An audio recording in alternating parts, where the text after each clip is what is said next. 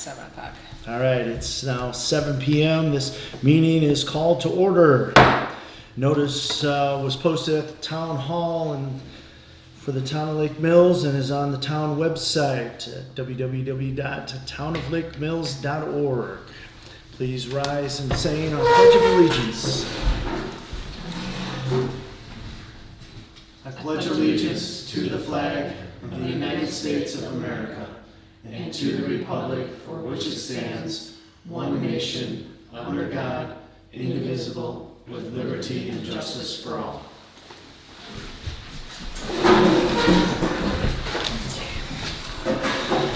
Thank you.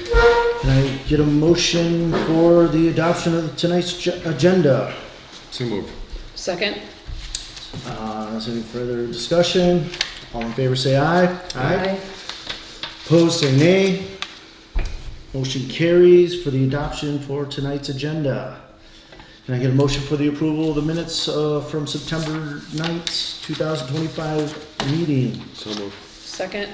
It's been moved for the approval of the minutes from our board meeting on September 9th, 2025. Is there any further discussion? Okay. All in favor say aye. Aye. Opposed say nay. Motion carries for the approval of the minutes from September 9th, 2025 board meeting. Can I get a motion for the acceptance of the treasurer's report? So moved? Second. It has been moved for the acceptance of the treasurer's report. Any further discussion? I have one question under the highway fund amount that's remaining, the 208,000. Does that include taking out tonight's check? No. Okay. No. That, So this is for the end of September, correct date? Okay. All right, that's the only question I had for Okay, clarification. great. All in favor say aye. Aye. Opposed say nay. Motion carries for the acceptance of the treasurer's report. Approval of town board expense sheets. I don't believe there was any, is that correct? That's correct. Okay, so we'll move on. Number 7, can I get a motion for the approval of the general fund vouching? And remember to state the amount. I know I do it every time. One of these days. I have a total of $292,383.37. I concur. So moved. do you want to say the amount? Yeah, 292,383.37. Correct. Second. There's been moved for the approval of general fund vouching. Any further discussion? All in favor say aye. Aye. Opposed say nay. Motion carries for the approval of general fund vouching. Moving on to the reports. Police report, Chief Robert. Give you an update on everything where we're at.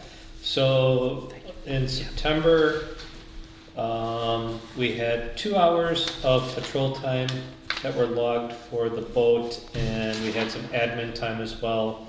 And at the end of September, beginning of October, the boat was taken out of the water, and it is now in storage. It was taken up to the dealership where we purchased it this year. They gave it a once-over. They winterized the motor. Everything is in great condition. Of course, as it's new, but I wanted it to be done at the dealership so that we could at least stay within our warranty, have them look at it, make sure there's nothing out of whack with the boat, so that we don't get all of a sudden something like we never had it checked or we should have had something checked. So boat is good and now washed, waxed, and in storage.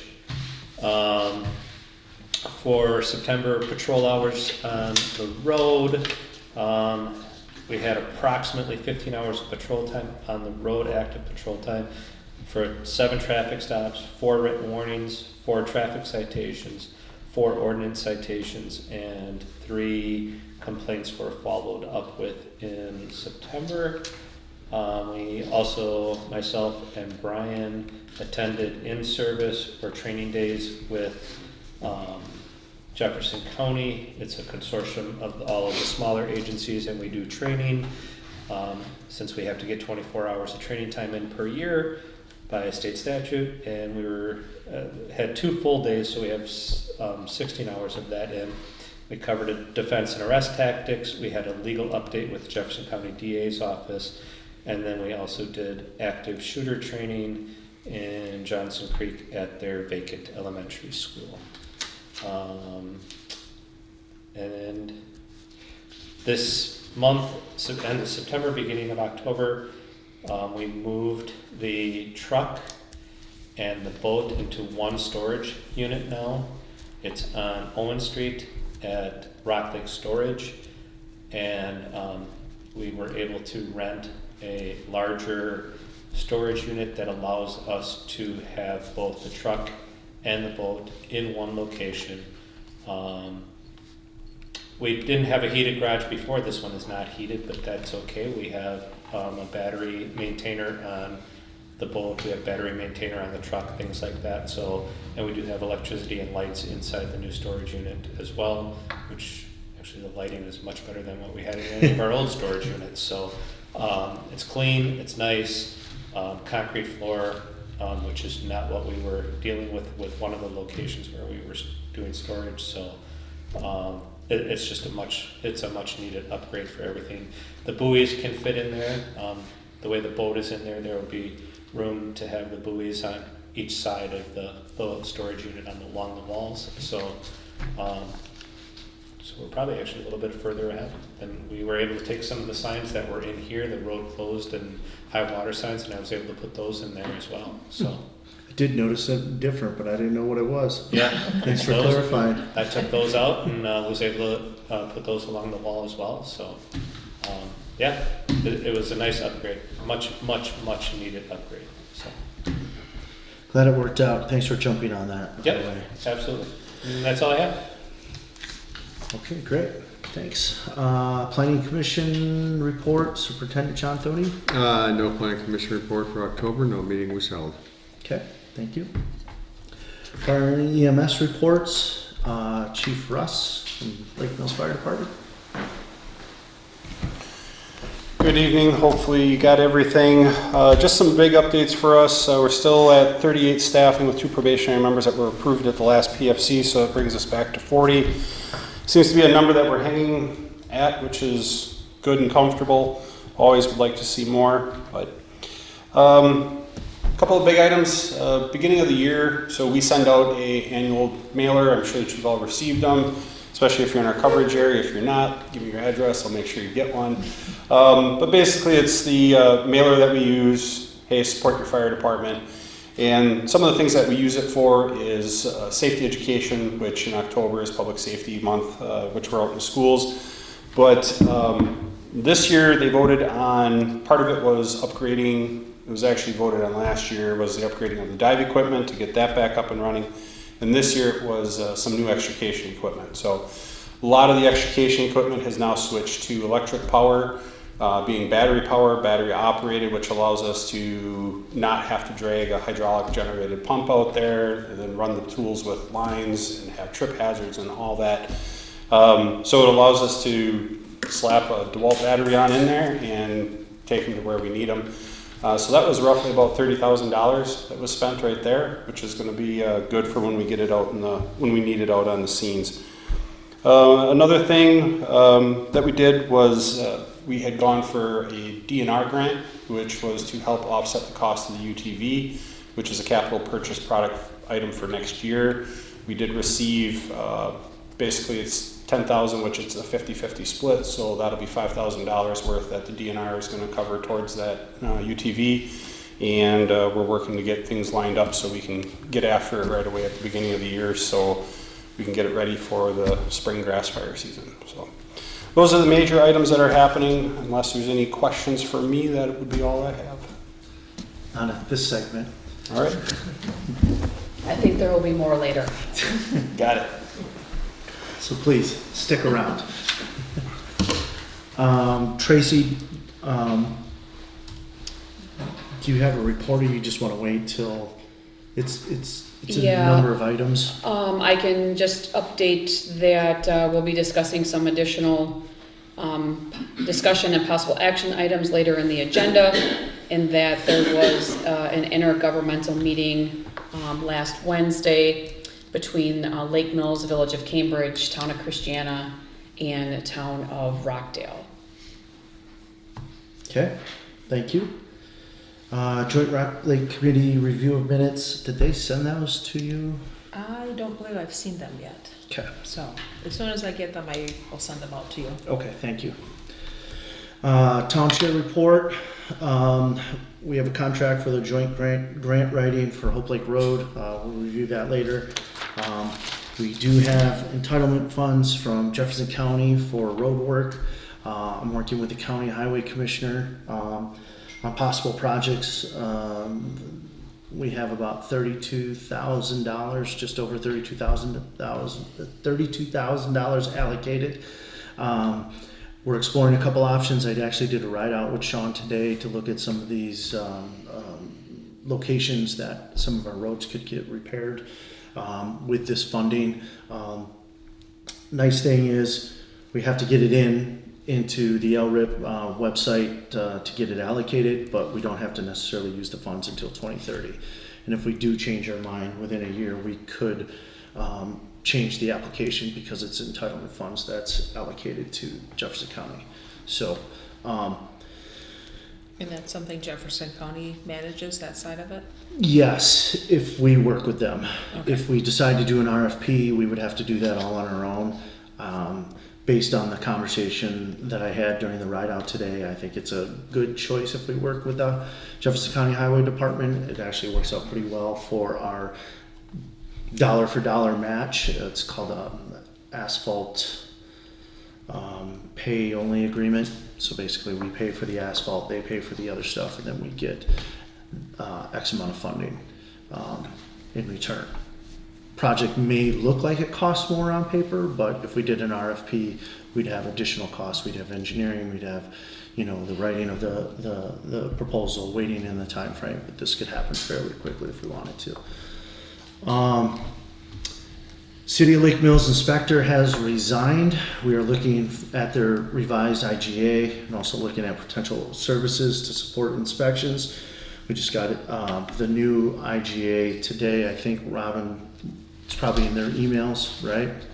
What I sent was what you sent this afternoon, as far as the fee schedule that they had, is that included the IGA? Yeah, Whatever you sent is what I forwarded to them. yeah, there's a second link in there I found out that Oh. actually has the IGA contract. I did see 2 links, so I'm Yeah. hoping I captured both of them, but whatever you sent Yep, is what I yep. forwarded, so they should have it. We'll have to review that.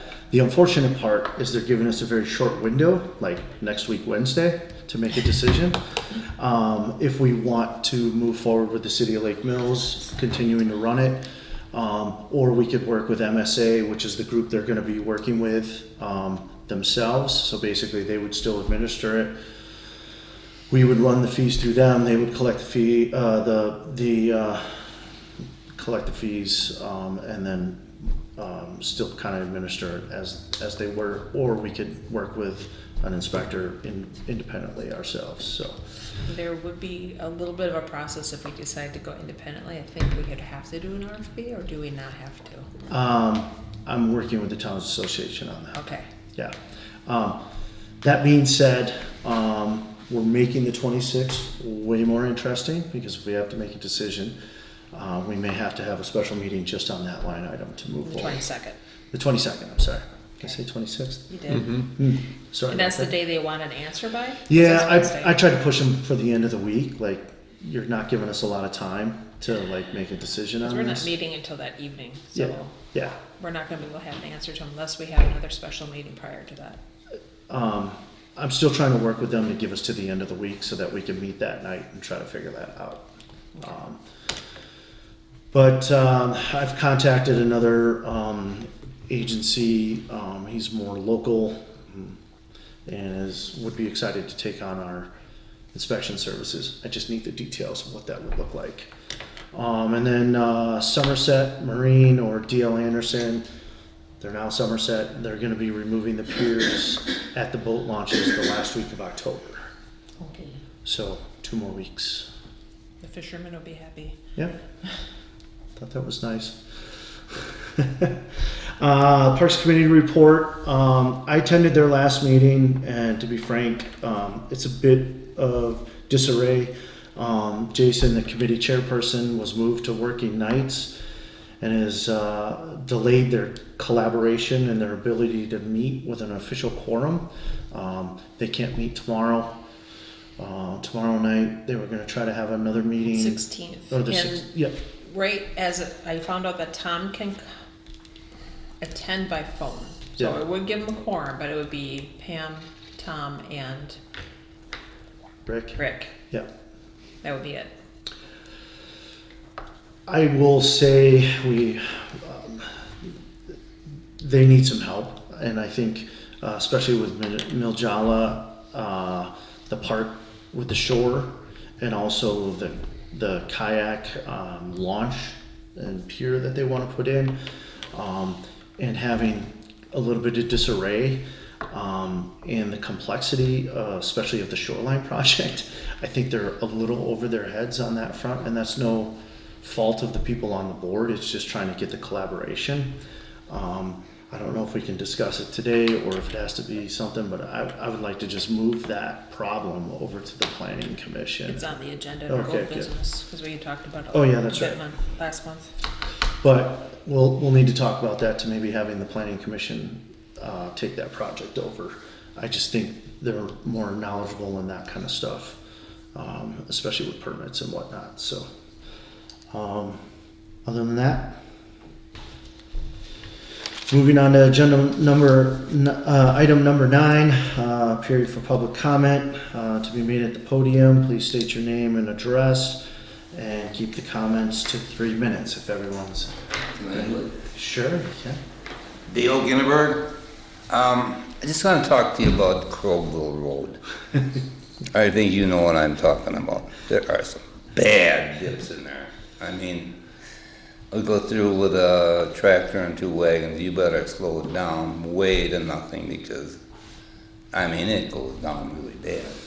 And along there all the way too, there's culverts that just, you know, they're That particularly was. just sunk down. And I mean, the rest of the road isn't too bad. It's just those where the culverts are. And this one just before the cemetery there, oh my goodness. You go even through there with a car or truck, you better slow down because it'll get you. The other thing I want to talk about is the tree trimming. That's a big subject, I'll bet you. Along a lot of roads, not just ours, all over.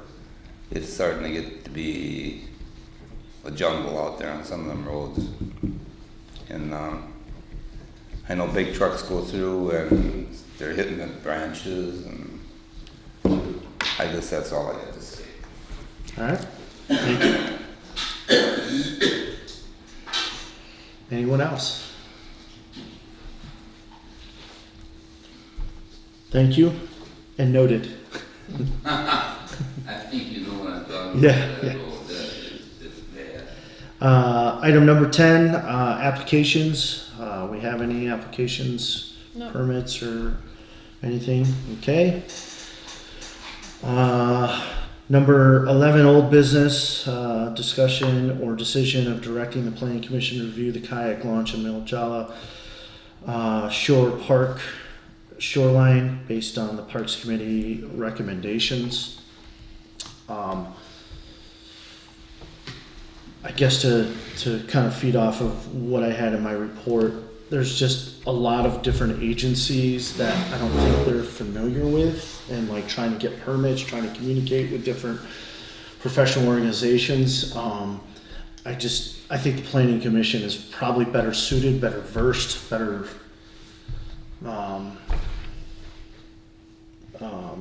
connected, I guess, for lack of better terms, of being able to progress that in a timely manner.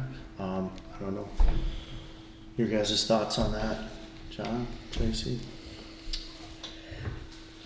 Sure, go ahead. Oh, I just think that, if we have a timeline of potentially trying to do the shoreline repair this winter, as discussed when DATCAP was out there and Colton from the county was out there, I would I would agree or move to maybe direct this to the plan commission, just because of if the urgency is to get this done this winter, then I think there's gonna have to be some steps put in motion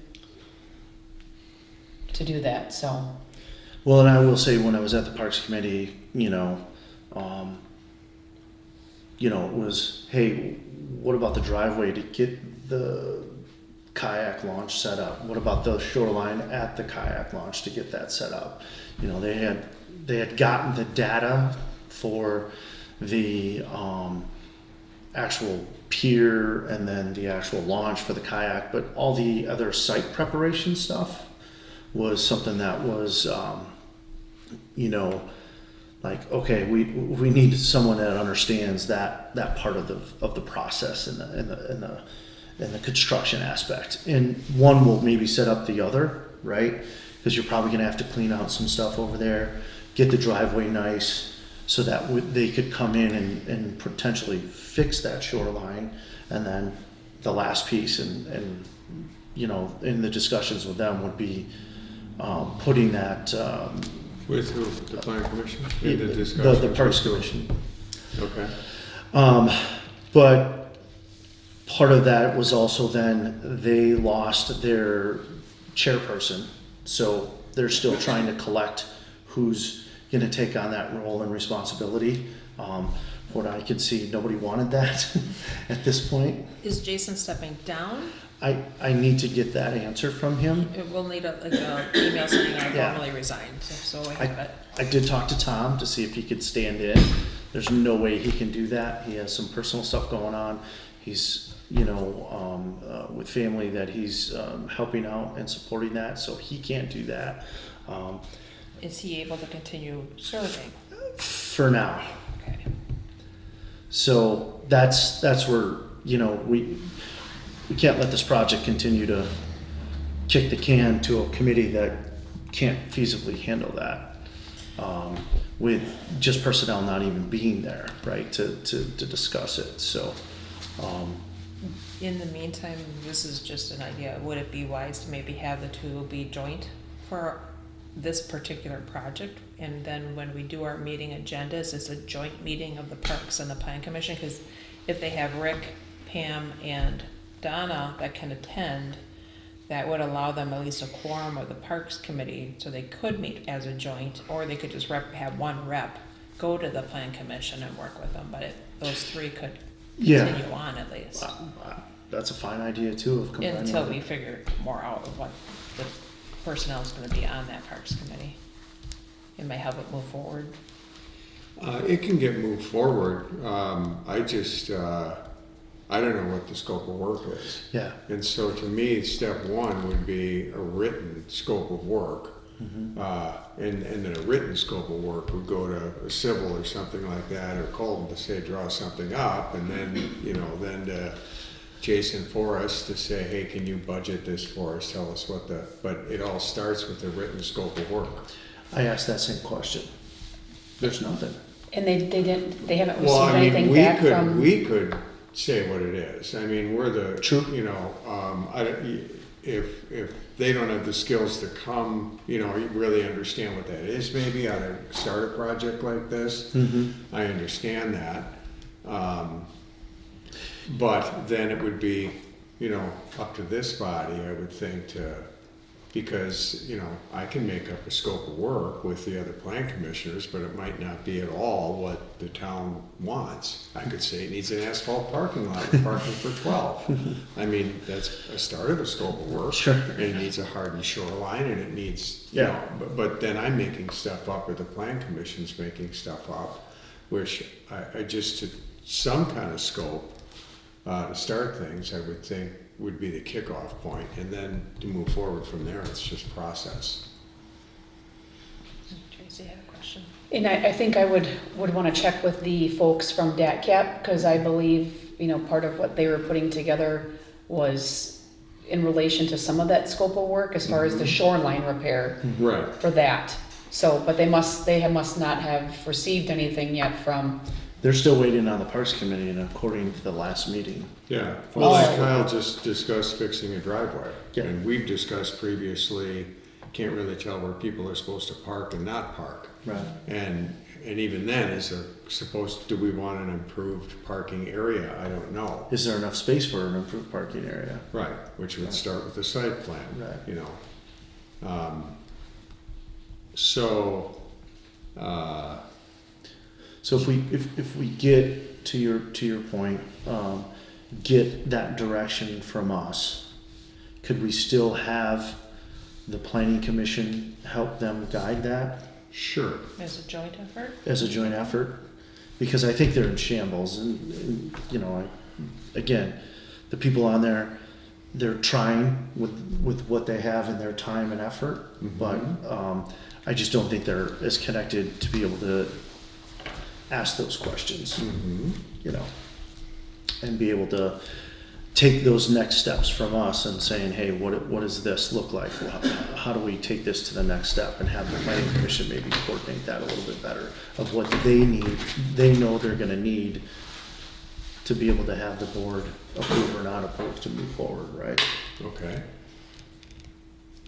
Do we have an idea what the scope of work is this body? It's pieces. It's pieces.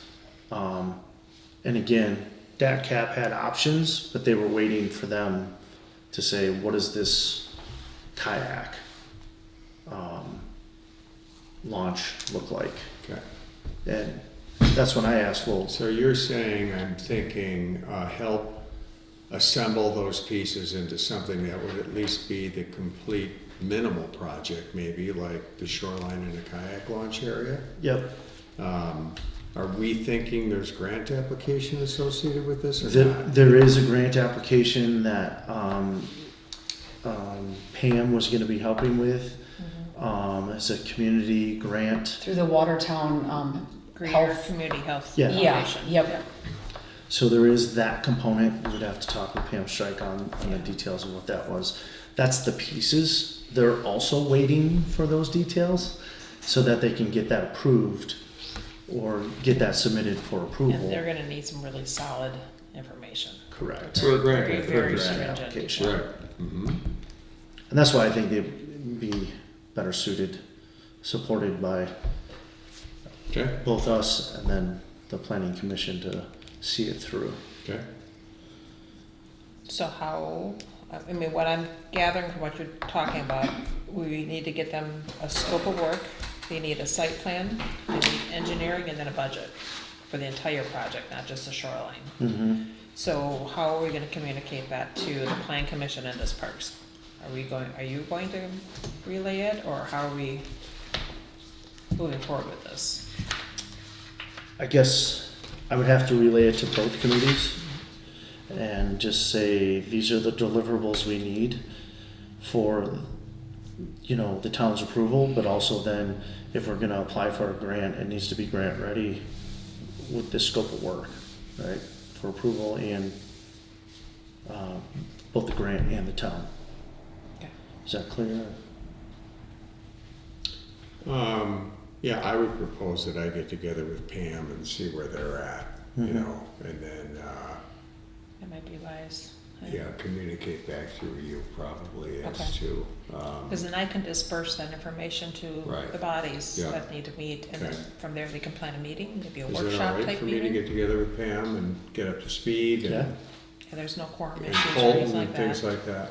Yeah, they were talking about having a meeting on the 16th with Colton. Right, That may or may not need to happen if we do this direction. yeah, And you would probably want that in front of the planning commission and schedule it at a different time right. with the planning commission to be able to see what Colton had for ideas.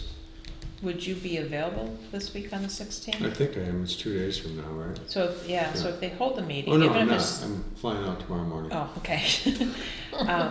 Shoot, I was gonna say, if they were Yeah. meeting, it might be good for you to attend Yeah, that, I'd but, be yeah, happy to attend, but I won't be in town. okay. I guess I'll start with seeing whether or not they're gonna hold that meeting to start. Say that again, I'm sorry. I'll start to see, I'll check with them to see if they still plan on holding that meeting. We'll start with that. with Colton on the 16th. Yeah, Right. And I'm back on the 20th, so it could be on the 21st or thereafter I'd be available. I just think if we make Colton come and do it, he does it once for everybody. Right. Yeah, me too. Right. So it Yeah. might be wise to reschedule. Right. Reschedule that. And then, And I know Pam was leaving out of town as well for like a month, Right. which is why they had to do it the 16th. So, yeah, Fun. Okay. Yeah. We'll see what we can do. so I don't think there's a motion that we need to do at this point. It's just some to-dos. You're gonna get with Pam, yeah, pick up the pieces. Appreciate that, John. can you send me Pam's contact Mhm. information, please? And then, She's not the chair of the Parks Committee. but She is she's on- not. She's one of Okay. the newer members. Yeah, yep, okay, awesome. Thank you. yep. Item 12, discussion or decision of intergovernmental engineering service contract for Hope Lake Road Project Grant. That was given to you in your packet, cost of $2,000. That is for Cedar Corporation to write the combined grant for Hope Lake Road for the LREP grant process. We are partnering with Town of Oakland and also the Town of Astalon to repair that road, basically from Highway 89 all the way over to Highway 18. We have like 2.7 miles of that, so basically just east of Crossman Road, between Crossman Road and where the gravel plant or the asphalt plant is there, on the gravel pit, and going back to, I don't know, I think it's like 200 feet onto the east side of Highway G. That would be our portion. Well, what's the grant, what, is it a matching grant? Can you say something? It about is the grant a, they're applying for? It is gonna be a supplemental, so we will have matching.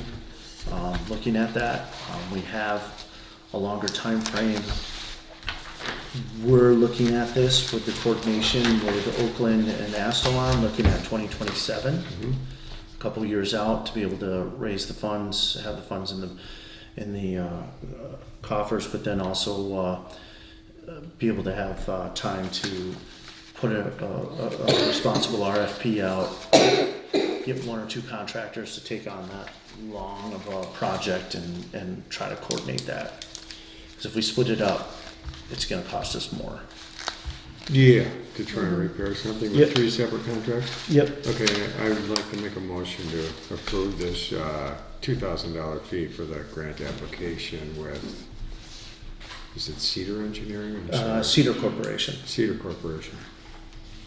I'll second that. It's been a motion to approve the agreement with the Cedar Corporation for the Joint Rock Lake Road Grant application. Any other discussions, questions? All in favor say aye. Aye. All opposed say nay. Motion carries for the approval of the Cedar Corporation Joint Grant application for Hope Lake Road. Next item of discussion is John's disposal contract for 2026, their costs. And this is to get you guys familiar with what we are going to need to know for the budget.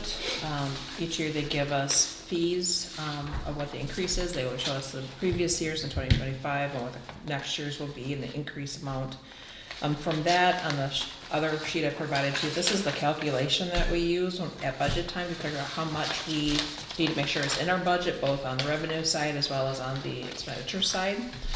I did talk to Nate, our rep, who was double booked tonight, so he wasn't able to come tonight to talk more with you. He's encouraged that we're gonna try and get the yard waste taken care of through the city. And he's hoping that for this coming year, maybe just keeping things the same as far as the number of pickups. It's gonna be more cost effective for us in the long run, I think, so. So the calculation that I came up with should be fairly sound for when we go into the budget workshop. So if you have any questions, let me know what those might be. We don't have to approve this tonight, we can wait until after we know for sure that's what we want in the budget, and then we can approve it at the November meeting. There's gonna be a lot of contracts probably we have to approve at the November, so Okay, I just wanted to get you guys familiar with it.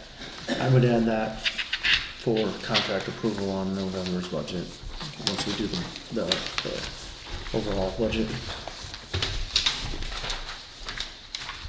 They have 3 pickups, I thought they had 2. There are, let's see, there is 1 in the spring and 2 in the fall. Okay, Yeah, I'm just, I I had to think which only have ones. the fall one in my head. Yeah. And they run 6.18 to 7.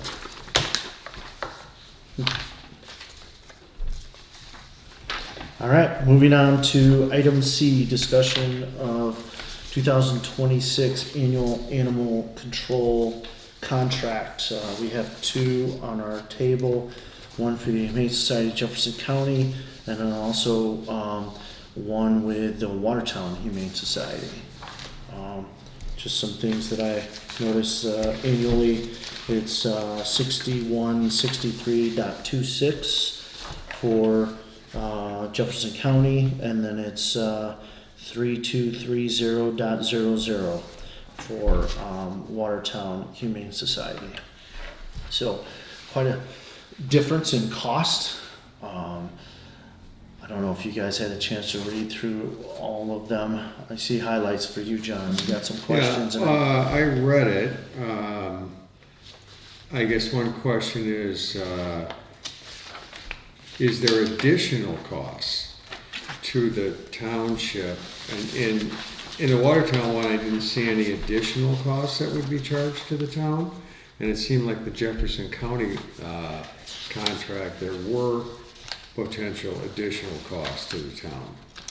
In the past, the Humane Society of Jefferson County, the amount that we've paid, we usually pay one fee at one time at the beginning of the year, so we get the lesser of the amount, the January payment of the $6,070.81. So there's a Yeah. little bit of a savings there, but Yeah. beyond that, we've never paid additional fees. Okay, for boarding or for them coming No. to pick up animals or for them No. working with the police or anything like that? And I do know that the Watertown facility, they just recently did a complete remodel of their facility. So it's all brand new over there. We haven't looked at 2 separate contracts in the past 10 years at least, if not longer. So it would be a good year to look at things. Do you have Mhm. experience with the Watertown Humane Society at all? We worked with them, that's who we had our contract with when I was chief over there.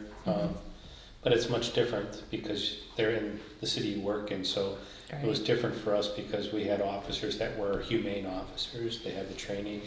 And with Watertown, like if we, so I don't know what Jefferson County is versus Watertown, and I don't know what changes have happened in the last few years. Watertown would not come out overnight or not come out after business hours to do anything. They would tell people to just chain up a dog or something like that, or they would expect the police department to, we had a cage in the garage and we would put animals in our garage until they opened. We did eventually get it that we could take animals, they would leave one cage open at the Humane Society, and they had a key door or key code door that we could go in and put an animal in there. I don't know if Jefferson County comes out, so that I don't know either, or if they expect, like if they only come out during business hours, or how that works. That was actually my question under 4.43, under demonstratable. This is on the Watertown Humane Society. Circumstances will respond to all calls from law enforcement, routine or emergency in the following manner. Will respond in 60 minutes. Again, is that out of business hours or not, or it has to be in business hours? Unless things have changed, they did not come out after business hours, it was always during business hours. Well, this next sentence, they say they will respond in 90 Right. minutes. Between If it's after 7:01 business PM and hours, 7. 7 days a week. But it's still, then I questioned, after I read all of those, then I went back to Jefferson's. There was no clarification on theirs either that I read. Right. So then I was like, okay, so And I they don't, have a solution that law enforcement is gonna help, Right. and they'll respond within the 90 minutes, of course. 7 days a week, right? But then it was coming back to Jefferson County or Jefferson Humane Society, and it was kind of vague. I don't know if you guys caught that too, or, Yeah. Yeah. And I would say, so we're not on 24/7, so a lot of times you're gonna be dealing with, if something happens, the sheriff's department having to Right. contact whoever we have a contract with, I would suppose. It's not just, if we're not here, so then it's up to them to contact who. And I would say, your average strays, cats, dogs, things like that, most people are probably keeping at their home anyways and they're posting it on Facebook and everything else for somebody to find this dog or find this cat's owner or stuff like that. It's really, when it comes down to it, you want somebody to take a dog when you have a dog bite, when you have to quarantine, because, those are the situations where you need to remove, most likely, not always. If it's a household pet that bites somebody, you still have to do the quarantine period, even if it's your own dog, but you're allowed to do it within your own home. okay. Say it's a freak thing where your kid tugs on the dog and your dog turns around and snaps and rips the kid's skin open, goes to the hospital, and it's an open wound and they close it or whatever they have to do. It's a dog bite and that dog can be quarantined within that residence. If it's a vicious attack on stranger, and then you might be looking at quarantining the dog at a shelter. So, and that's where the costs come in for a municipality is on your average strays. I mean, how often are strays being turned over to the a shelter, Humane Society for a night or whatever? Not often, not a ton, a couple times a year probably. Okay. And maybe I'm missing it, but I don't think in Jefferson Counties they mention anything about pickups, do they? Well, under Maybe I'm number missing. 2, on the first part of item 2 on page 2, where it says such animals will be received during regular business hours of the second party, and that animal shelter shall be open at least 30 hours per week. Right, like you said, it's vague there. Right. I know there's been a lot of times where, when you're reading some of the things that happen, people have to have the animal contained. They won't come out and if they see somebody sees a Right. stray animal, they're not gonna come out and chase this animal down. No, The they animal don't. already has to be contained. And I Right. think that's the case for both of them, unless I'm incorrect on that. But, so just to compare apples to apples on that. But I think the hours, we don't have to, again, make a decision on these tonight, it's to get the ball rolling on these. So if there's something you wanna see from either one of these entities, now's the time to figure out what those questions are so we can get that to them so they can give us feedback. I would like to know the call out, after hours for Jefferson County or Jefferson Humane Society.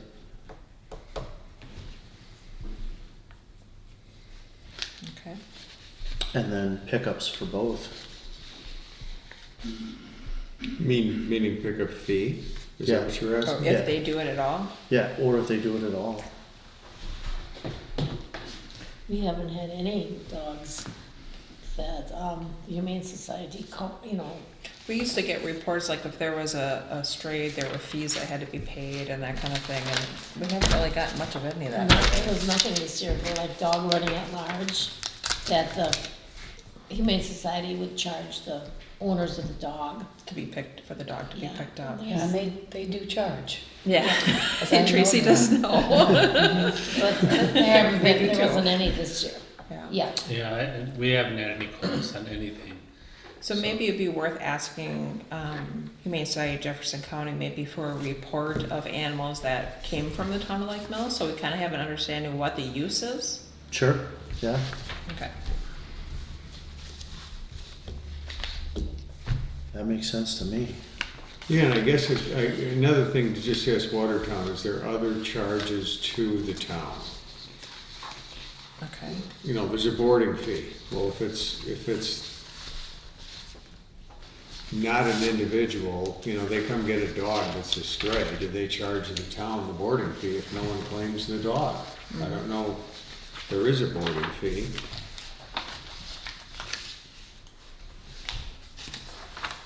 or is that a charge that gets forwarded on to whoever adopts the dog, or? Right. Yeah, or if it doesn't get adopted, and what if it needs to be,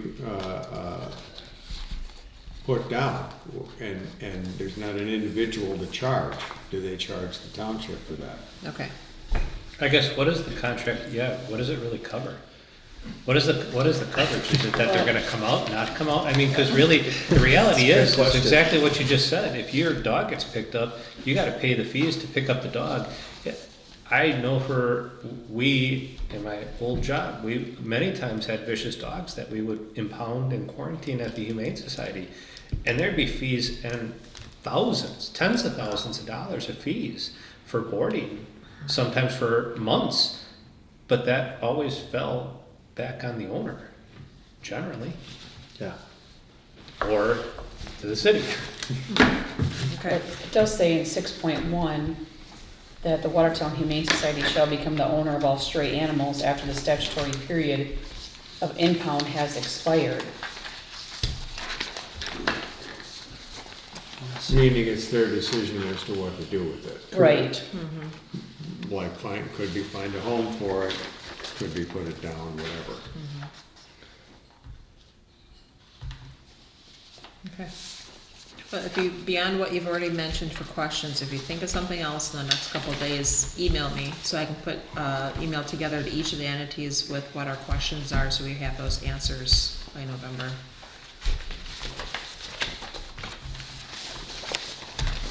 All right, moving on to item D, under new business, is the discussion or decision of renewal of the snow maintenance contract, with Forest Landscaping and Construction. Just reading through it, I would just like the consistency of service provider instead of contractor in there.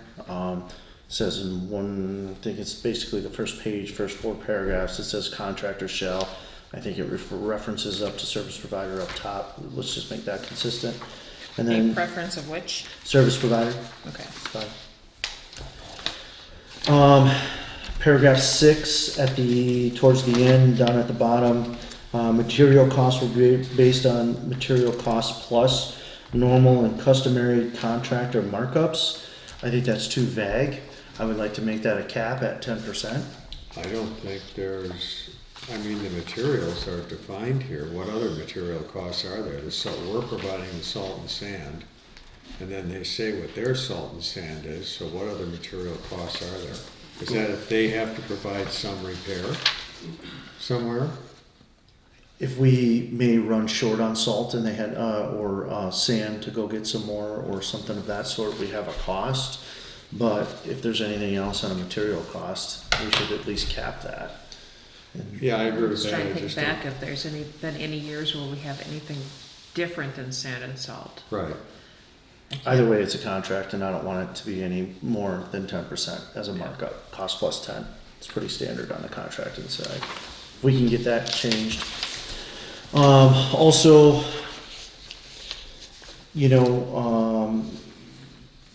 obviously he's got insurance requirements on this. Is the equipment certified, DOT certified based on the weight? Has it gone through a safety inspection? Do we want chief to do a safety inspection on that? Is there, making sure that the equipment is road ready for some of that equipment? And then the last piece I don't see in this agreement is a termination clause. If services aren't meeting expectations or what those are as part of a termination, I think we should have something like that. Not only for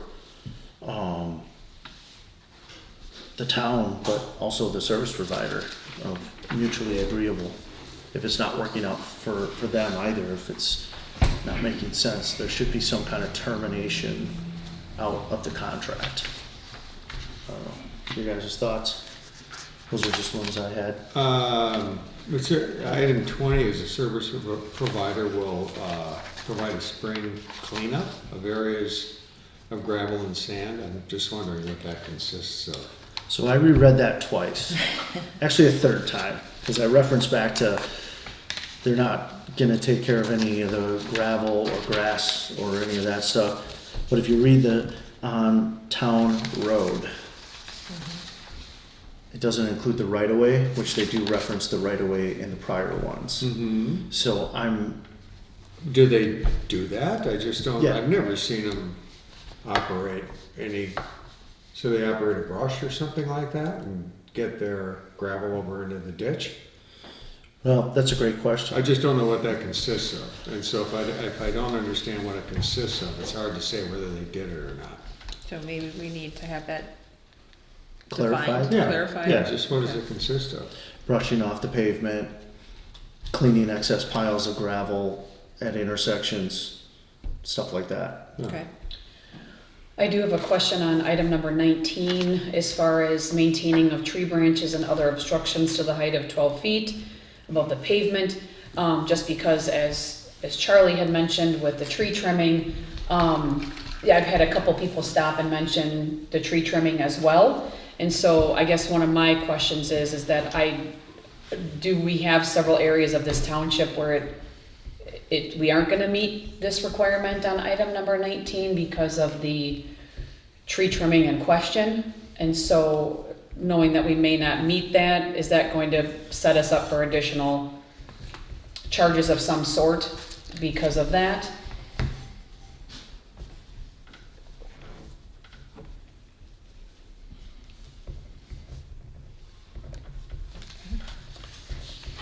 And just a history on this one, when it comes to knowing what roads to brush, that usually fell under the purview of the town board after you guys would do your fall road tour. So on that road tour, a lot of times you're looking for signs that need to be replaced, brushing that needs to be done for agreements like this. Okay. Again, potholes and other road work that needs to be bidded out in the spring. So that fall road tour kind of has fallen by the wayside a little bit, and maybe that's something that will help get some of this addressed to a more timely manner. Okay. I also thought the 5% escalator was pretty rich. I mean, I really don't see 5% escalators in contracts. I just did the math for John's and they have a 3% escalator, which is standard, pretty standard. But a 3-year contract with 5% escalator, in my opinion, was a little bit out of the norm. You're talking about the very last line on, Yeah, annual Annual increase of Annual. 5% each November 1st, right?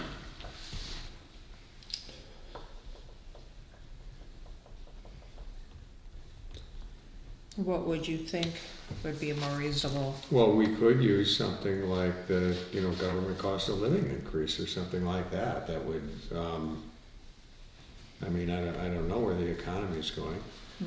Okay. That might put us more at risk if we're gonna have a lot of inflation. But just in a contract, a 5% escalator's pretty rich. Okay.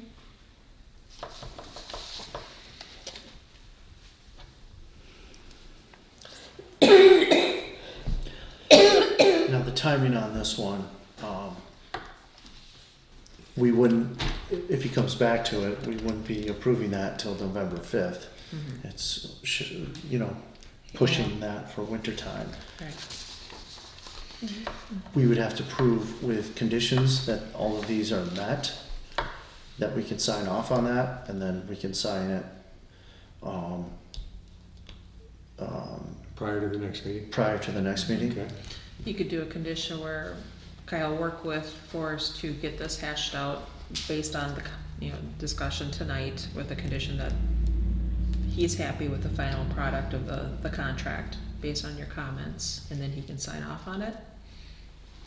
Yeah, I think that sounds, I'm happy with it. Yeah. And if he Yeah. can't get to something that's both he and Mr. Forrest can agree on, then it comes back in November. Yeah. Yeah, I would not want to delay this just for that white fluffy stuff that could right, because we've had snow on Halloween. trickle down on us. Yeah, Yeah, and it'll be Halloween when everybody's trick or treating, right? yeah. Don't jinx us. So I guess what we're looking for is a motion to conditionally approve the snow maintenance contract based on terms of the discussion. Is that clear? And you, In my approval, right, final approval, yep. yeah. So, There needs to be a motion first. sorry, oh darn it, I thought you were making a motion. It's all good. Tracy, you wanna give it a shot, or? Sure, yep, I make a motion to conditionally approve the contract services for forest landscaping and construction, for snow removal in the town of Lake Mills, contingent upon the discussion items as presented this evening, with the approval of the town chairperson, Kyle Kulo. Is there a second? Second. Any further discussion? All those approved, say aye. Aye. Opposed, say nay. Motion carries for the approval of the contract for services between Forest Landscaping and the town of Lake Mills for snow maintenance, based on the conditions of the conversation this evening and the final approval by the town chair, Kyle Kulo. Okay. All right, next item for discussion and possible action on amendment to the Cambridge Fire and EMS IGA requirements, requiring unanimous approval of budget. So this goes back to the Fire and EMS IGA joint municipal meeting that was held on October 8th at 6:30 p.m. At the town of Christiana.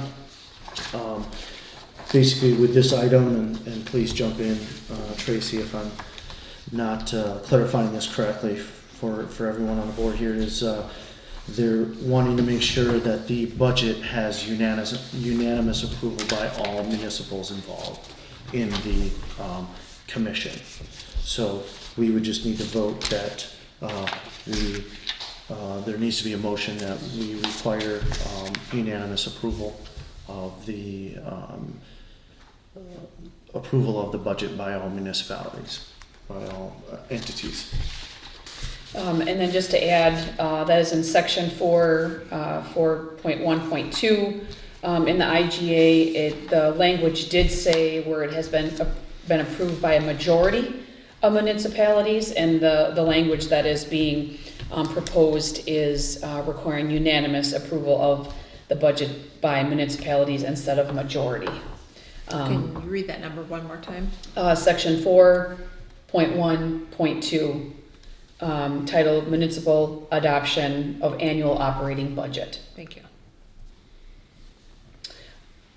And so I make a motion to amend the IGA section 4.1.2 to change the language as far as requiring unanimous approval of the budget versus the prior majority of the municipalities. Second. There's been a motion for the amendment to IGA agreement section 4.1.2, municipal adoption of annual operating agreement, requiring majority being amended to requiring unanimous budget approval for budget. Any further discussion? All those in favor say aye. Aye. Opposed say nay. Motion carries for the amendment of section 4.1.2 of the Fire and EMS IGA, requiring unanimous approval for the budget. Discussion and possible action, item number, letter F, discussion and possible action at Cambridge Fire and EMS 2026 budget. This is this sheet right here, John. Yeah, you got it.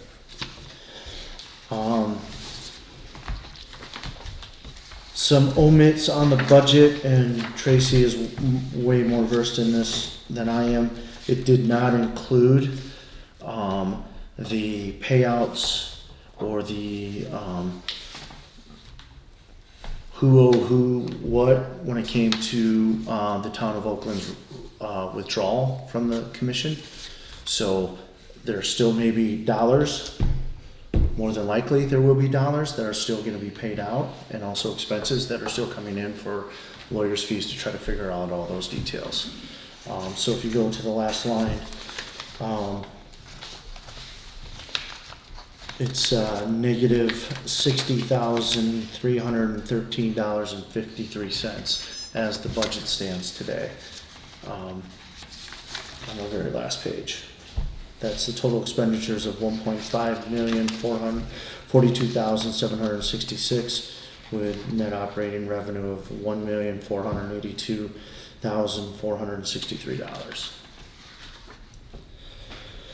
So in the meeting, from the joint meeting, all of the other municipalities did not pass the budget. We were the only ones that didn't vote on it. So, any thoughts or added?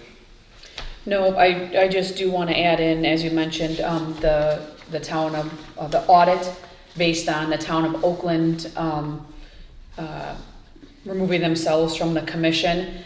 I don't know where we are at with that audit. That audit is either going to add dollars to this to be paid out, or it may come back neutral. You know, we don't know where that audit stands. So as we move forward in our discussions, I think that audit piece is going to be something that we're gonna need some answers on moving forward.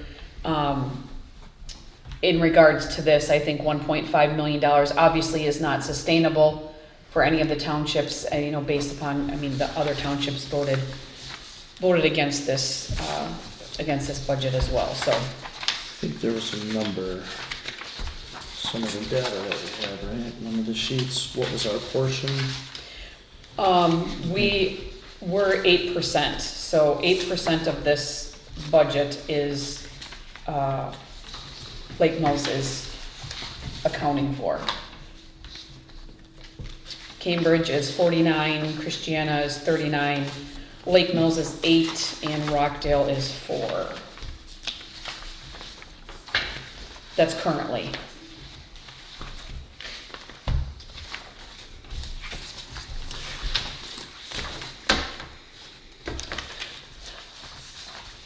I make a motion to disapprove. It should be a positive Positive. motion, and then if you were gonna deny it, then you. Oh, yeah. Sorry, I'm getting, yes, my apologies, yeah. So you wanna re-clarify your motion to To approve Approve the the budget. 2026. I make a motion to approve the 2026 Cambridge Community Fire and EMS budget. Second. Thank you, John. There's been a motion to approve the Cambridge Fire and EMS 2026 budget. Any further discussions, questions? Tracy, I had a couple questions. It's my understanding that fire and EMS are two different things in Cambridge, they're not combined. The commission, the commission holds all of the EMS, and there are certain parts of the budget that the commission owns the fire portion as well. So the fire department will submit an operating budget to the commission. However, items such as, That would be under 610.1. right, items such as operations of the actual station, IT services and equipment, professional services, legal, insurance, workman's comp, that is all held under the commission, and under that section, the fire department has a portion of, I wanna say, ownership of operating expenses in that. So is this primarily a EMS budget or primarily a fire department budget? If there was a breakdown? It's a combination. I get that. It's primarily because of the wages. It is For, the EMS personnel. okay, It is heavy EMS, okay. very, very heavy EMS. There's another fire budget you're saying that's not included in here, which might Correct. be their engines and things like that. And Right, that is the $77,000 under, 610.1. yep, 610.1. That is a number that the fire department supplies to the commission of what they feel is their operating expenses for everything outside of what the commission owns and operates that is fire related. Okay, I did a fire-only budget, but I don't believe I can discuss it Sure. because it has not been approved or reviewed by the commission, which that meeting is tomorrow night. However, the fire department's budget is not just $77,000. right, It's triple that. yeah, So the notion that it only costs the fire department $77,000 to operate, which was a rebuttal at the meeting last Wednesday night, is a false narrative, because it's much more than that. sure, So, that's what I would think. Well, I'd like to comment that we can't approve this budget because we don't have all the information, we don't know where it's gonna settle with regard to Oakland, certainly. So- That information's not available at this time. So what we do procedurally on this one, we will have to say nay, okay, to make that happen, and then in tomorrow's meeting, they're gonna try to fix that. Okay, So we would have to second her motion to approve the, I think I did second Yeah, that. I oh, have I'm a sorry, I second. didn't hear it. So you My just need to bad. call the questions Okay. then. All those in favor say aye. All those opposed say nay. Nay. Motion does not carry to approve the Cambridge Fire and EMS 2026 budget. Item G, discussion possible action on Cambridge Fire and EMS Commission sustainability.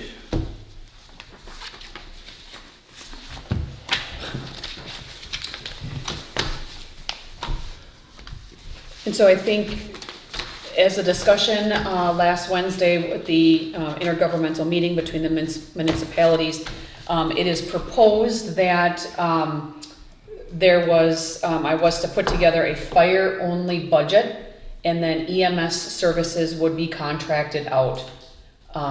So tomorrow night, I will be presenting the fire-only budget. However, I think in relation to this and things I have been looking at as far as sustainability, I believe last year, Deer Grove, and correct me if I'm wrong, I think Deer Grove, their quote for their services for the commission was around $1 million. That was with all 4 municipalities staying in that, using Deer Grove and keeping the fire department. So if I think about that on a numbers basis, that still brings us back to $1.2 million. That's still not sustainable.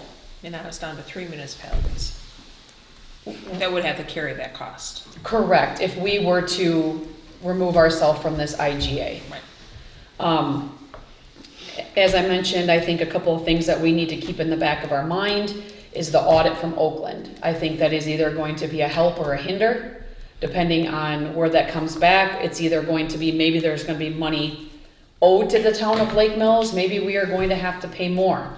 One of the discussion points they had at the meeting last week also was to move the debt to all the municipalities. My rebuttal to that is that the municipalities are already paying for it now.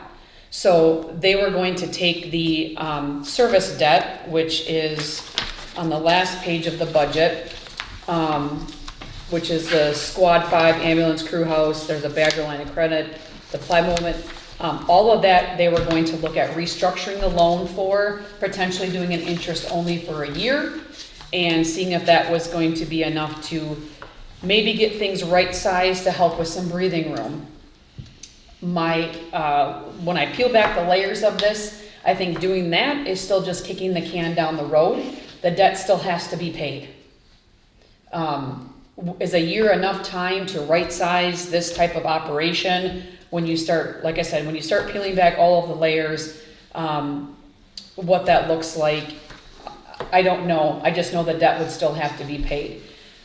Kyle, correct me if I'm wrong, they had mentioned something about if they move all this debt to each one of the municipalities, meaning we would be on the hook for 8% of this.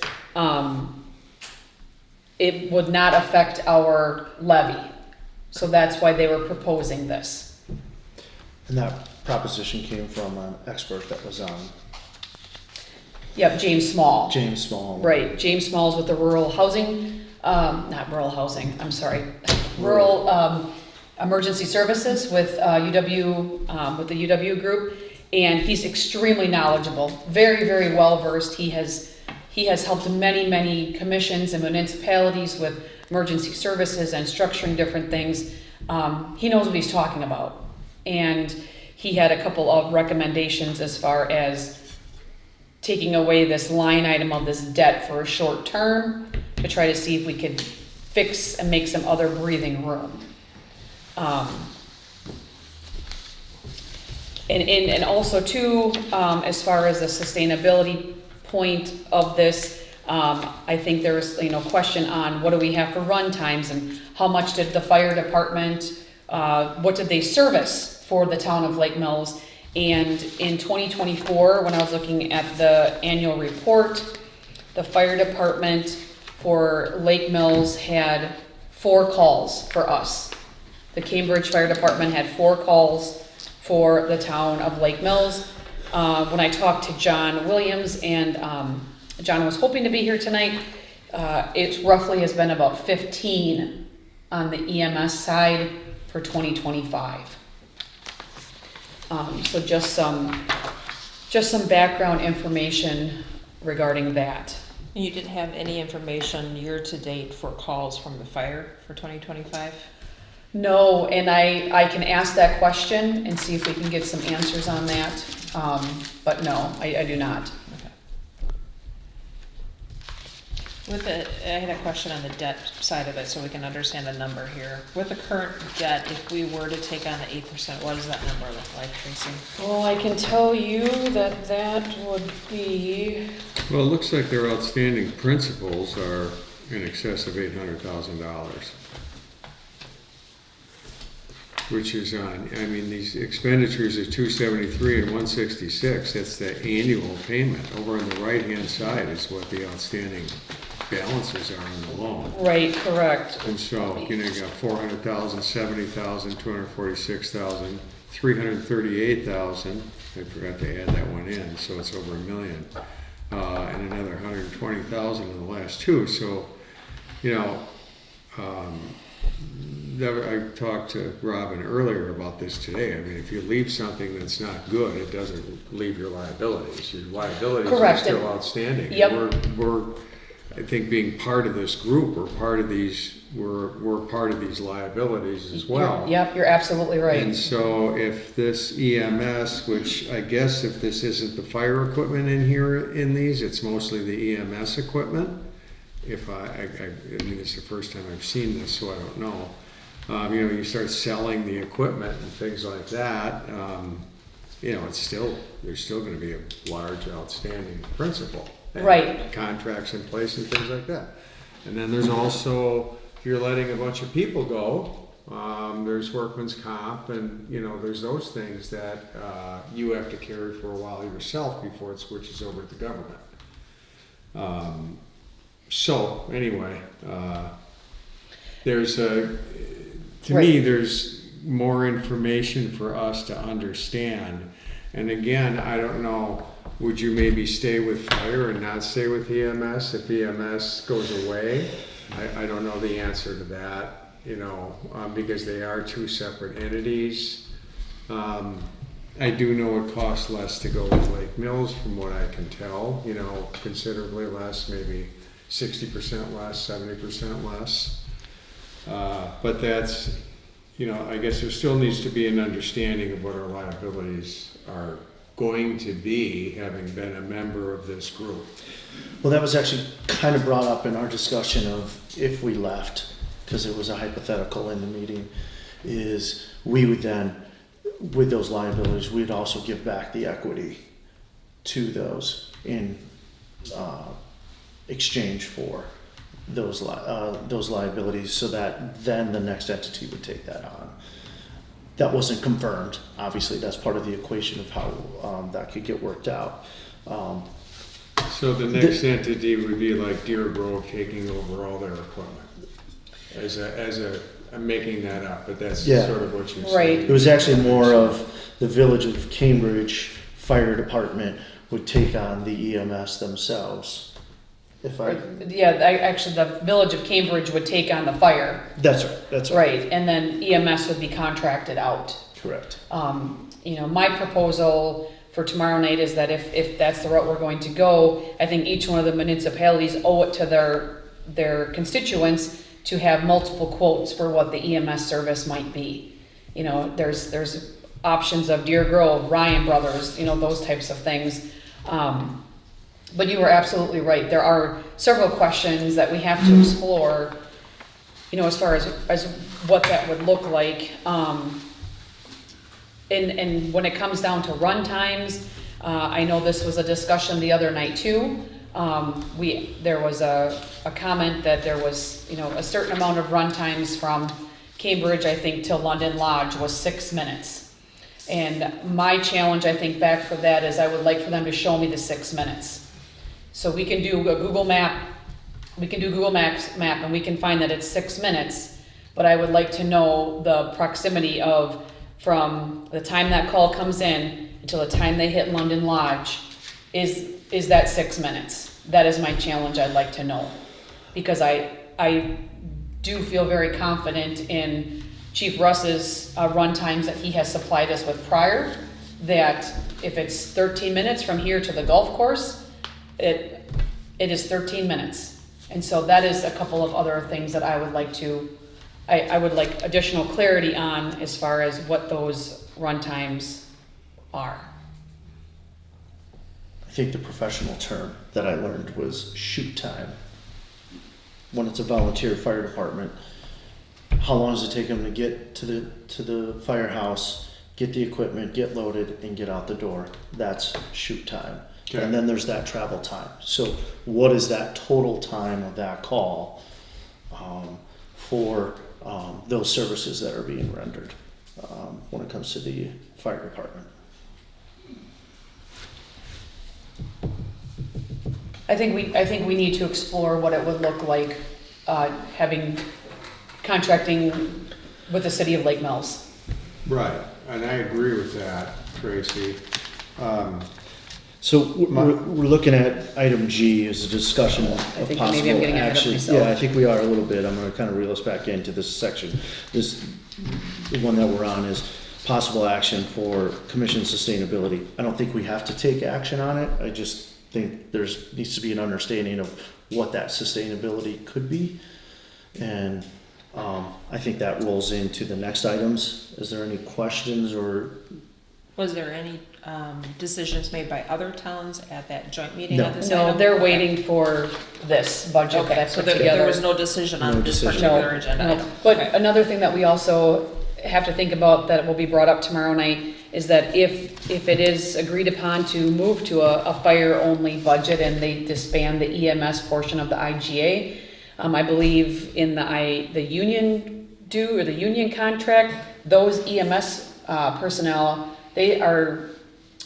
we still have to pay them, I think, for 4 months after I don't even know I'm not sure which date we would pay them for 4 months after, the date that the IGA is disbanded, the date of their last date of work. I don't know what that looks like, but I think in addition to the liabilities for that, there's other additional costs. If we are going to remove ourselves from the Cambridge Commission per this IGA, we have to give them, each municipality needs a written letter by December 31st. And so if they move to a fire only, whichever that might be, we are still on the hook for 2026, regardless if we use their services or not. But that letter has to be sent to the municipalities. They all have to agree upon it by December 31st. We have to send a letter to each one of the municipalities that's within the IGA. To Is the that what you're commission saying? and to each one of the municipalities, correct? And you said they have to agree on it. What does that mean? Each one of the municipalities has to essentially approve that we are removing, or I should say accept Okay. that we are removing ourselves from the IGA. So timeline wise, either we decide that moving forward, or we're doing this in November, we better have that We have a decision. little bit of a crunch to make sure we're doing the timely And they get it notification on of their that. agenda to approve it in their December meeting for all of those municipalities. Right. We do Not have, approve it, accept it. Except, Ye- In other Yes, words, correct, I receive misspoke it. on that, yes, Yeah. they have to accept that Yeah. documentation. and we do have a little bit of history in that and understanding how that works because the town of Oakland did it. Town of Oakland waited until December to send that letter out. So it was a bit of a scramble to go through and make sure that got to everyone on time, as well as doing that acceptance, so. moving on to letter H, discussion and possible action in Cambridge Fire and EMS IGA amendment, which allows for changes of service. That kind of was going into, would they allow individual municipalities to then have their own EMS? I don't think anybody voted on that because they were waiting for this. Correct. So there's no additional discussion. I think we kind of talked mostly about that. Right. So they're looking to amend that if their decisions on the commission make sense for them. Any other questions on that, John? I guess I'm still having a problem with what we pay for EMS with this agreement and what we pay for fire with this agreement as separate things, as individual things. Are we paying for them for fire services in our southwest portion of the township? Yes. Are we paying them for EMS services? Yes. But can we look at those two numbers separately? And I think the answer is no. And if we were to go to the city of Lake Mills, does the city of Lake Mills have separate numbers? You pay this for EMS and you pay that for fire? Or is it just one number? I don't know those things. I would be able to share with you what it would be for fire, but I can't until tomorrow night. I get that, but So- is that, to me, in order to make a decision in the next meeting, those are the kinds of things. Correct. I would need to see, the two numbers from them, the two numbers with, City of Lake Mills and Ryan, and then City of Lake Mills for fire, and then say, the run times are comparable or they're unacceptable. Yeah, you moved on to section I. Okay, I of the apologize. agenda. No, that's I'm okay. just trying to be able to You're understand. rolling right into it. I'm gonna open the floor up to Chief Russ, who's been patiently waiting, to discuss some of those runtimes and also, the service of how that works for you guys for both fire and EMS services, which we have that already. Right. Right. We do have that separation, you're saying? Yes, we have that Yeah. separation And that's what already. shows on like the report I gave you, Correct. just so you can see what Okay. currents are. Thank you.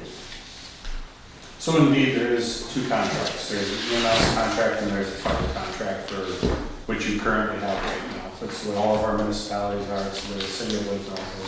There's two separate. Robin, or the treasurer, could probably tell you what was paid last year for EMS and what was paid this year for, last year for fire. So that's the difference. There's been a lot of talk about trying to understand a budget from a fire and EMS standpoint.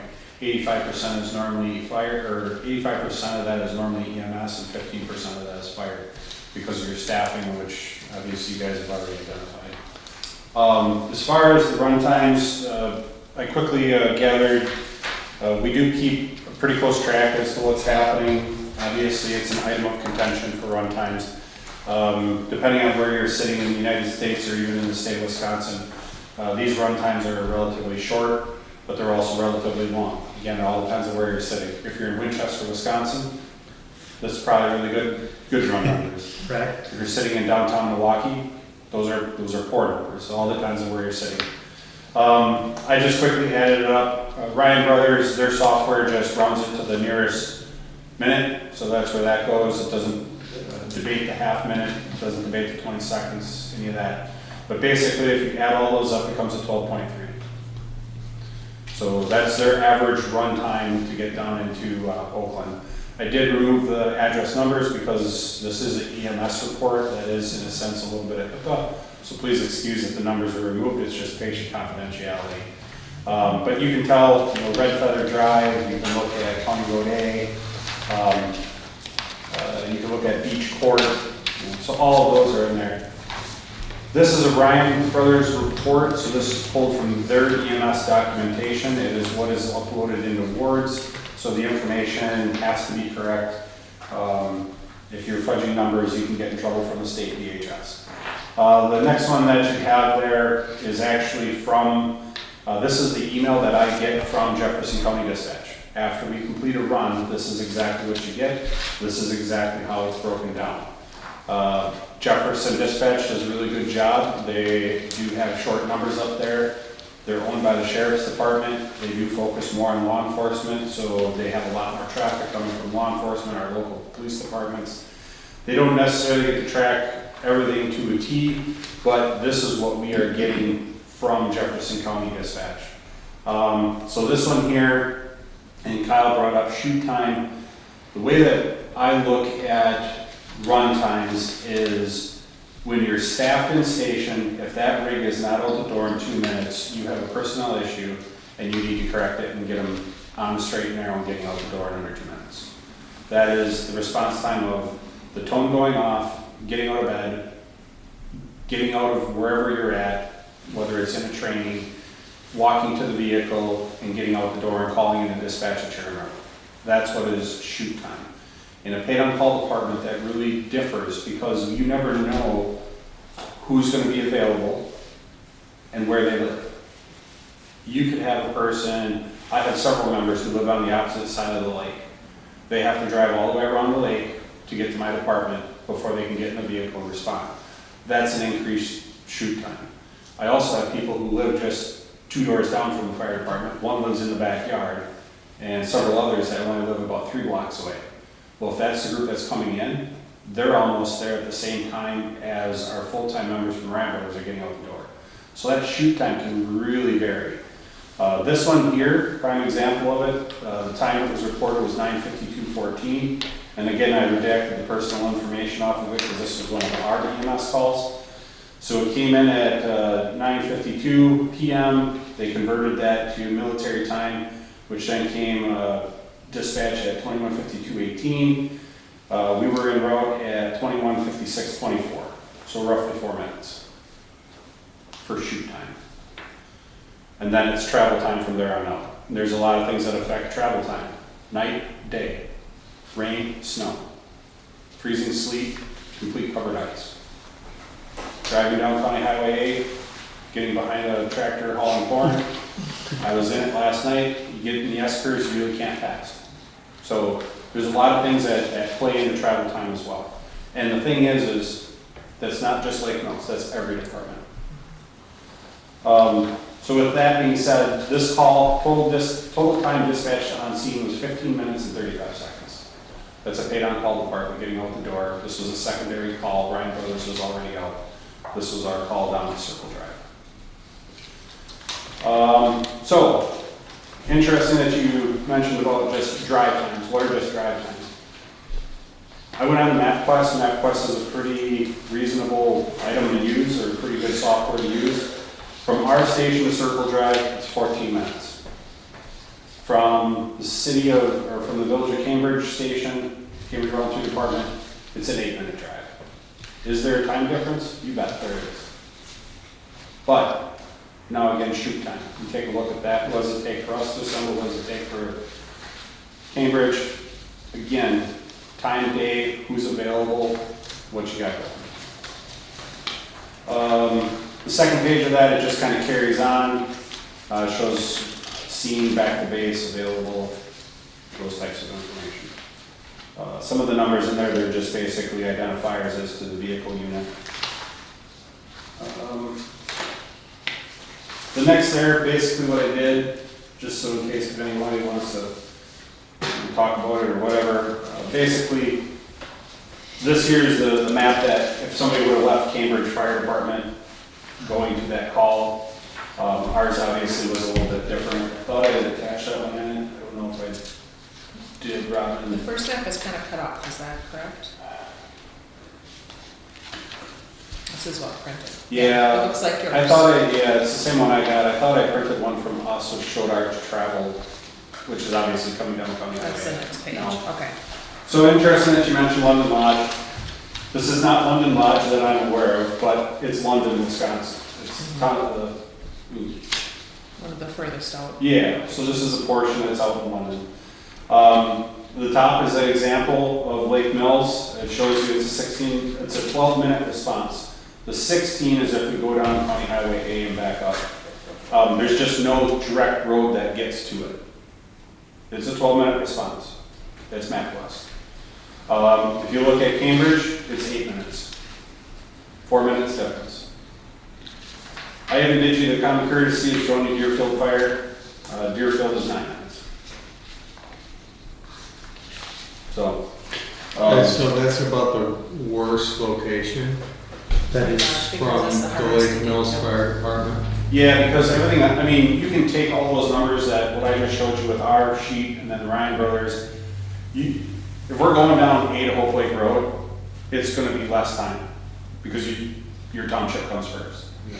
The London area, Crowville area, that is the oddball for us because unless you want to build a bridge over the lake, there's no short way to get there other than B or going down A Yeah. and coming back in and Yeah. around London Road or whatever that might be. Yeah, And with the dips that we got out there, I don't know if I want to take that travel. I know.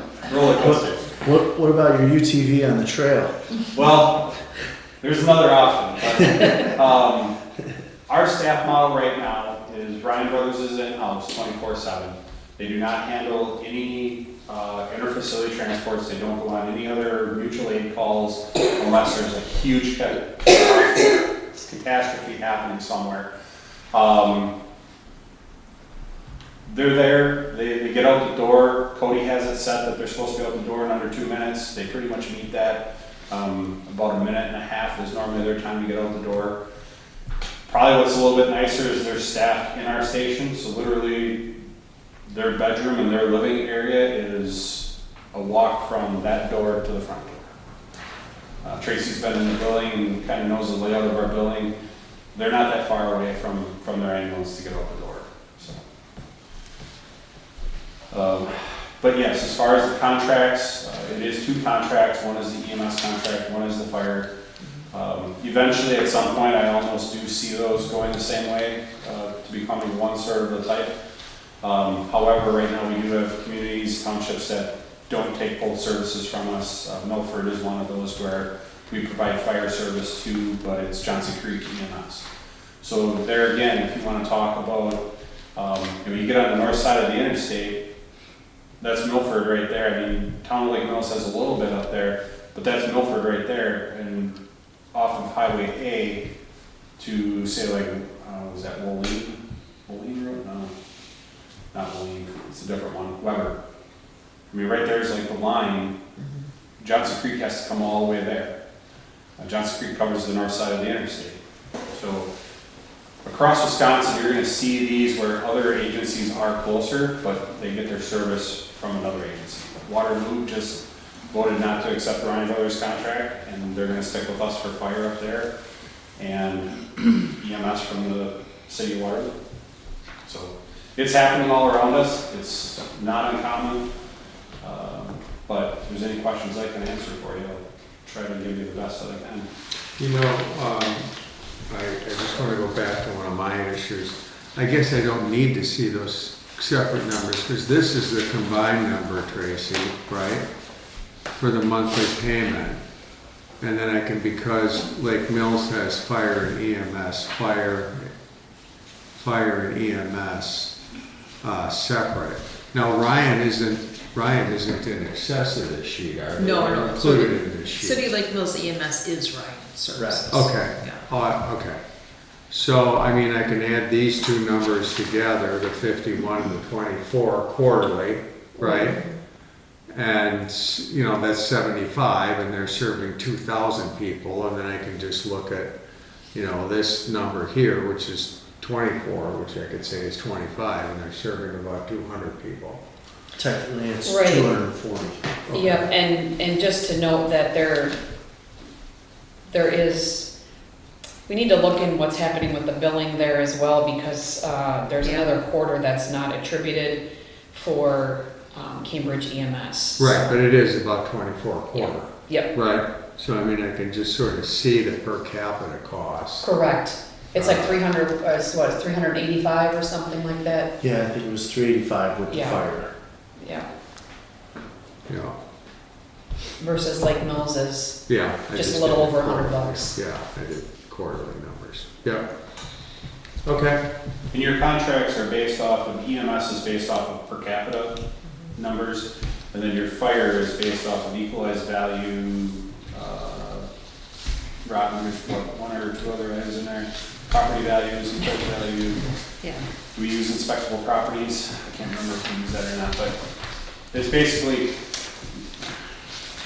most fire departments use some sort of basis off of either run volume, inspectable properties, equalized values of the properties. So that's how those contracts are run, so a mix of those. I just had one further question.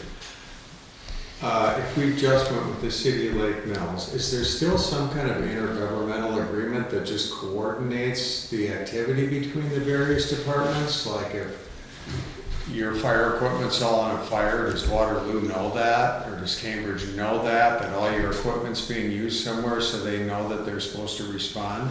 What's that called? So what's out there several years, it's been quite a few years back now, Wisconsin went into what's called MABUS, Mutual Aid Box Agreement System.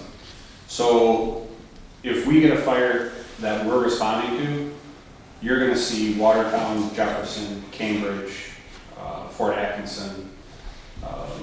And just like if Jefferson has a fire, you're gonna see us, Sullivan, Exonia. You know, so we help each other out. That's just been the normal workings. We work with Deerfield. 2 months ago, I was on a fire over in Deerfield for the night. So all that would still be happening regardless of what we Yes. get going forward? Correct. Okay.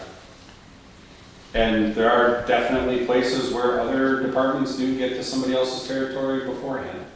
I know that there was at least one fire down in Oakland that had happened that way, where back when it was Cambridge area, we got there first. You know, it all depends on what other departments have going on, and again, staff models. Yeah. You know, who's available and who's not. So coming back to new business item, letter I, discussion and or decision of current IGA with Cambridge Fire and EMS and potential steps forward with the town services and potential new new providers for EMS and fire services. We've discussed a lot here. Is there a motionable item? Do we need more information? Do we want to wait until after this is? Yeah, I think we really can't make any action until, I think the commission looks at this fire-only budget. Okay. I think my recommendation is that we bring this back as an actionable item once we have the direction of the commission and this fire only. I think there will be a lot of discussion regarding this fire-only budget when they see that it's a lot bigger than $77,000. So by the time you contract your EMS service and you would use a fire-only IGA, I'm worried about the cost-saving measures when I started breaking this part down. So, The one suggestion I would have is still considering the letter of withdrawal, so that if we do absolutely need to do that, it's in place, it's ready to go when we need to utilize it, because it may take a little time to get it drafted up, and the timing to get it notified to the entities that are required to have it. Now, I know there was some possibilities that say we send the letter of withdrawal out and we change our minds. I believe that is still an option once that letter's been sent out to redact that or to resend that. I'm looking at timing of getting it drafted, getting it prepared for notification if that's the direction you decide to go. And we're getting to be, it's October, next meeting's November. Right. That's the only action item I would, I guess we Want would you need to to see a consider. motion for,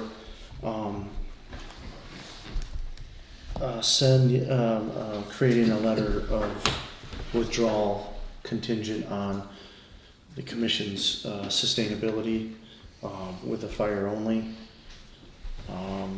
commission and the approval, at our next meeting, I guess. And so we would not be able to do anything on this on the 22nd, correct? we could if we did a special meeting that evening. It's gonna be a full evening with just budget stuff too. So, Okay, okay. something to think about. We could certainly do it if we needed to.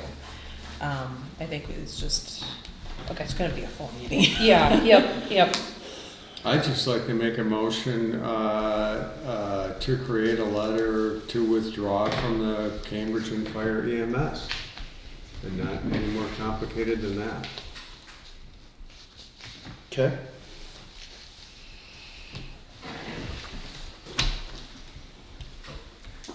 Is that, John, I don't wanna complicate it. Mhm. Does that mean to just have it prepared without sending? It does mean to have it prepared without sending, Okay, just the creation of it. got it, okay. So with that motion, that would mean that we are, Preparing that letter, so it's ready to be sent if we decide to send it. okay. I'll second that. okay, there's a motion on the table for, preparing a withdrawal letter from the IGA with Cambridge Fire and EMS, with preparation and not be sent until approved at our next board meeting, Okay. or not approved. And Kyle, you can actually approve this part of it if needed. Once it's drafted, it would be wise to have our attorney review it to make Mhm. sure it's legally binding before we do execute it if we go that direction. So, Yeah. Any further discussion? I'd just like to say something that can really affect this is what our outstanding liabilities are gonna possibly be, and it'd be great if we could have that knowledge within the next month, if that's possible, and there's, over $1 million, and I don't know if anybody, obviously nobody can say what equipment can be sold for, or who's gonna take over the equipment. There's also a bunch of union contracts that are in place.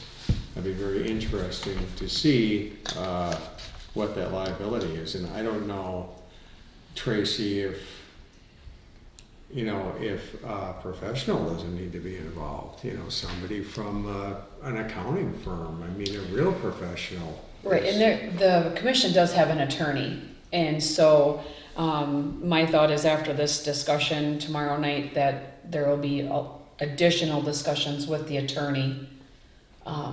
And the attorney is at every single meeting. Yeah, So- that's an attorney though. Correct. Who talks about Not an words, accountant. Yeah, but we also have an Yeah. accountant, we have an accountant too, Okay, and he, helped, after I drafted the first initial budget, Chris Barrett from Midwest CPA went through that initial budget, just to make sure I didn't have any data that wasn't skewed, or he felt that was incorrect, or in that aspect, so, but I would agree that I think we would need to utilize our resources and contact our accountant possibly too. Do we have? I don't know I'm about the accountant, ours. Oh, I'm not okay. an accountant. Yeah, Well, I just, as far I just as, mean We don't have an accountant. There should be, Oversight on that. Yeah. Of- Yeah. oh, sure, yes, yeah, and especially getting into these union contracts The- and things like yep, that. the CPA will, Yeah. We'll take a look at that, yeah, Yeah. absolutely. Thank you. Yeah. You wear many hats. And Are I'm we not ready an for a accountant, vote? I'm not meant to be. Tracy, ready for a vote? Sure, yep. All in favor say aye. Aye. All opposed say nay. Motion carries to prepare a letter of withdrawal from the IGA with Cambridge Fire and EMS, with the understanding that it will be prepared but not sent, and it would have to be approved by our lawyer and the legalities of the verses. Okay. Item 13, correspondence. Forgot to say thank you, Chief, for Yes, thank you. weighing in on those, on that discussion. Item 13, correspondence. I was contacted regarding the Java Channel. So. Me too. Okay. That's the only correspondence I have, is people were wondering what the status is. This has been discussed in, previous meetings, but didn't see it on the agenda for this meeting, so, and we did discuss it, and so that's it. I mean, I said I'll bring it up during correspondence, is what I informed the person of. I think one of the things we need to do is probably have somebody take the lead. And I don't know, with your fun project that you already took on, I got a couple grants to write, and also to your paving plan to put in place for that grant. Would you be able to take that on, John? Because it sounds like Tracy's a little bit busy with this commission. Yeah, I can. Okay, thank you. I really think if So I think, just to get direction from this board, I think I would contact at least some members of the previous board to see if they did get in contact with an engineer and ask for a permit to be filled out. I need to find out who our engineer is, Corey, yep. and have that person's contact information. I'm assuming they weren't, gotten under contract to put the permit together. So then I would ask that individual, what would the cost be of putting that permit together, and sort of get an understanding of what that scope would be, when the work could be done, et cetera. It would probably end up being like a contract, like we're similar contract that we are approving for the intergovernmental engineering for Hope Lake Road. Right. It'd be a similar contract, I would assume. And I know the previous board said there was money available for this because it was left over and some didn't get spent on the roads or something, I'm not sure what. based on Robin's look, I don't think that's the Yeah. case. I feel it was stated, I mean, just to get that permit filled out. Yeah. Oh, we can pay I for think- that. And so then, but I don't know. It would be good to know what that number is going to be going into a new budget. Absolutely. So we can make sure we have Okay, that. yeah, I agree. And to me, what's the real scope of work? And the permit would describe the scope. Yeah, Right. Yeah. That way Thank we've you, got a John. real Yep. grasp of what's going on with it, yes. Yeah. And Okay. I will help you get in contact with the Paying to engineer. the consultant, the engineer to prepare the grant, and then any associated fee with getting the permit. re-clarify that again, I'm sorry. So you'd have two things, I mean, and this was discussed, I went through the videotape of that February meeting, and it was a little dicey. So first of all, you need to get a contract with our engineer to prepare the grant. The And permit, to prepare the permit. Permit. Yeah, Excuse me, yes, the permit, scope of work, and then you actually have to pay for the permit. And I believe in the past, like for instance, the North End boat launch, the permit fees were calculated into the whole scope of the project. So we were paying the engineering firm, or basically reimbursing the engineering firm for the cost of the permits that they paid for upfront. right. So What I would do is come back to this committee though and say, hey, for this person to, get all the information they need and describe the scope of work in detail in order to get it permitted, it's gonna cost $1,700 on makeup, okay? Sure. Actually, no idea what it'll cost. But then I would also sort of say to the same individual, if that work is performed, what's it going to cost? Because there's no use in getting the design work done and getting the permit pulled if it's gonna cost $270,000 to dig that out, and we're not gonna budget the $270,000, then there's no reason to do it. And again, absolutely no idea. Maybe it's $27,000. Sure. Okay? But that's what I would wanna come back with. Yeah, get that engineer's twofold. estimate. Right, Yeah, yeah, It's like a smaller version of Rock Lake Road. We've got the engineering costs and then we have the actual work costs. right. Yeah. Okay? yeah, that was the only correspondence I had. Did you have any?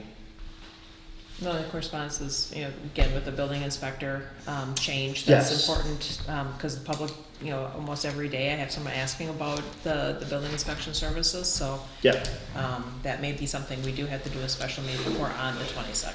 That should be pretty quick. I think we may have to, yes. And I guess I didn't add in my police report, the barge that was out there with the backhoe on it is gone. Okay. If nobody realized that it's gone, it's gone. Okay, I worked with the DNR. We tracked down the owner who left it out there because they did one job out on the lake, thought they were getting more jobs on the lake, which they didn't get more jobs on the lake. They had parked it over there. Apparently it's not an easy operation to get this thing in and out of the water, so the DNR ordered them to get it out of the water, and they were cited with several citations for leaving it on the lake. So, good to know. there you go. Gone and cited. Thank you. Discussion of future agenda items. Okay. Pretty much everything that we have on here, I would assume we're gonna need to have back, right? Biggest thing is the Cambridge EMS. I'm gonna need to know what specifically needs to be on the agenda. Coming up that we haven't talked about yet is we're gonna have to have a public hearing for our budget and our levy and our highway budget coming up. This happens every year. It's part of the cycle of getting the budget prepared, approving the levy and such. John's contract, the animal control contract, possibly the snow plowing contract, unless everything works out correctly. I think there's the assessment contract is up as well. Yeah, you Yes. gave us this and we Yep. didn't discuss it. Yep, that was a future agenda item, so that's Okay. why it's coming up now. Okay. Let's see what else. I started a list already, Kyle, on our little note that we can share. What else? We have a county text amendment for the ADU, I believe what the acronym is. Oh, yeah. And what is that? Was It's it? gonna go through the plan commission first. Yeah, I think this has already gone through the county once for a text amendment, and it's Yeah. coming back. Is it the secondary dwelling unit on Yeah. the same parcel? Yeah. yeah. It's basically a mother-in-law suite being allowed on the same parcel, Right, under a certain square footage. right. Let's see, here, what else? It came in front of the last board and they voted it down unanimously. Right, taking another stab at it, the county, knowing that there's a lot of new town board members since the last time it was looked at. So, that's pretty much covers the list that we've talked about. Okay. Item 15, meetings scheduled. The pending October 16th Parks Committee workshop, 7 p.m. at the Town Hall. October 22nd, the Town Budget Workshop, 5 p.m. at the Town Hall, with a potential addition for the Town Inspection Services, potentially being the same day. November 12th, the Joint Rock Lake Committee meeting, 6 p.m. at the City Hall. November 4th, the Planning Commission, 7 p.m. at the Town Hall. And then our next board meeting is November 11th, with the Town Board at 7 p.m. at the Town Hall. Can I get a motion to adjourn? So Motion moved. to adjourn. Okay, second. All in favor, say aye. Aye. Aye. Opposed, say nay. Aye. Meeting adjourned. Aye. Sorry.